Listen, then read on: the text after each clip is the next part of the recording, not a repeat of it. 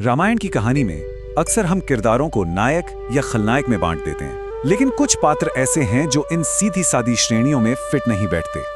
ऐसा ही एक जटिल किरदार है विभीषण का। क्या वो एक देशद्रोही थे जिसने अपने ही भाई और अपने राज्य को धोखा दिया, या फिर एक महान भक्त जिसने हर चीज से ऊपर धर्म का रास्ता चुना? तो चलिए आज इसी उलझन को सुलझाने की कोशिश करते हैं। यही वो सवाल है जो आज भी गूंजता है। जब परिवार के प्रति वफादारी और जो सही है उसे करने की नैतिक जिम्मेदारी के बीच किसी एक को चुनना हो, तो आखिर सही रास्ता क्या है? विभीषण का फैसला हजारों सालों से बहस का एक बड़ा विषय रहा है। तो आइए इस कहानी की एक एक परत को खोलकर देखते हैं। तो हमारी कहानी शुरू होती है लंका के भव्य दरबार से।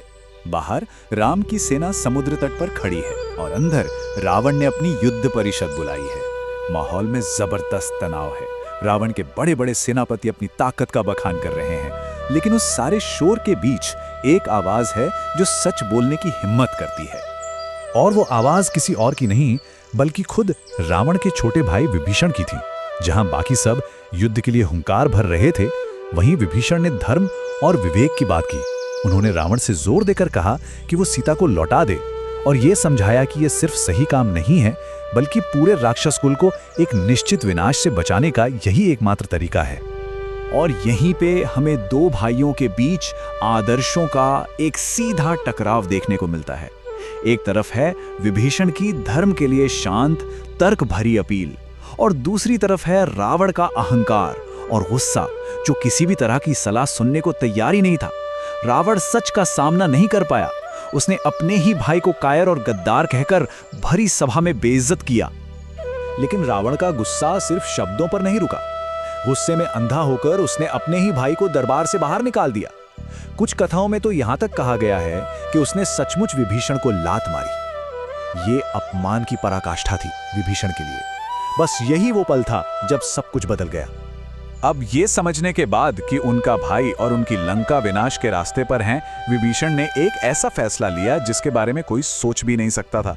उन्होंने वो सब कुछ पीछे छोड़ने का फैसला किया जिसे वो अपना कहते थे। अपना घर, अपना परिवार, अपना पद, और अकेले ही धर्म के रास्ते की तलाश में निकल पड़े।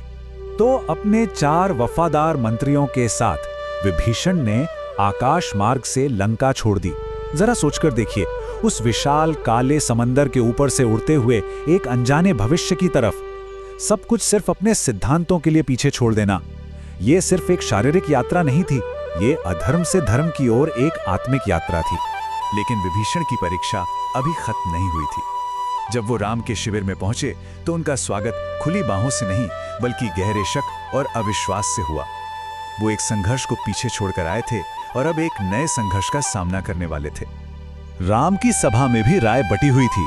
वानर राज सुग्रीव ने एक बहुत ही प्रैक्टिकल बात कही। उनका तर्क था, जो युद्ध के बीच अपने भाई को छोड़ सकता है, उस पर भरोसा कैसे किया जाए। उन्होंने विभीषण को एक जासूस माना और उसे मारने तक की सलाह डाली।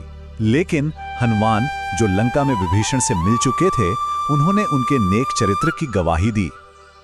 जब सब अपनी अपनी बात कह चुके, तब राम ने अपना फैसला सुनाया, और उनका फैसला किसी फौजी रणनीति पर नहीं बल्कि एक बहुत ही गहरे दार्शनिक सिद्धांत पर आधारित था। यही हमें इस कहानी का असली नैतिक सार मिलता है, और वो सिद्धांत है शरणागति। ये एक संस्कृत शब्द है जिसका सीधा सा मतलब है, जो कोई भी आपकी शरण में आए उसे बिना किसी शर्त के सुरक्षा देना। ये एक बहुत ही शक्तिशाली विचार है। अगर कोई आपकी शरण में आता है तो उसके अतीत या उसकी पृष्ठभूमि की परवाह किए बिना उसकी रक्षा करना आपका परम कर्तव्य है। और ये राम के अपने शब्द हैं, उनकी वो प्रसिद्ध शरणागति प्रतिज्ञा। उन्होंने घोषणा की कि अगर कोई एक बार भी आकर कह दे मैं तुम्हारा हूं, तो वे उसे सभी प्राणियों से अभयदान देंगे, चाहे वो रावण ही क्यों ना हो। ये धर्म के प्रति उनकी अटूट निष्ठा को दिखाता है। सच में कहानी का ये एक अविश्वसनीय रूप से शक्तिशाली पल है। और राम सिर्फ बातें नहीं करते थे, उन्होंने तुरंत अपनी प्रतिज्ञा पर अमल भी किया। उन्होंने न सिर्फ विभीषण को शरण दी, बल्कि लक्ष्मण को समुद्र का जल लाने का आदेश दिया। और वहीं उसी वक्त उसी समुद्र तट पर विभीषण का लंका के होने वाले राजा के तौर पर अभिषेक कर दिया। और ये एक बहुत ही जरूरी बात है समझने वाली। उसी पल विभीषण को राजा घोषित करके राम ने यह साफ कर दिया कि उनका मकसद लंका जीतना नहीं था, उनका मकसद था अधर्म को हराना और धर्म की स्थापना करना। ये लड़ाई जमीन के टुकड़े के लिए नहीं, बल्कि सिद्धांतों के लिए थी। तो हम वापस अपने उसी शुरुआती सवाल पर आते हैं।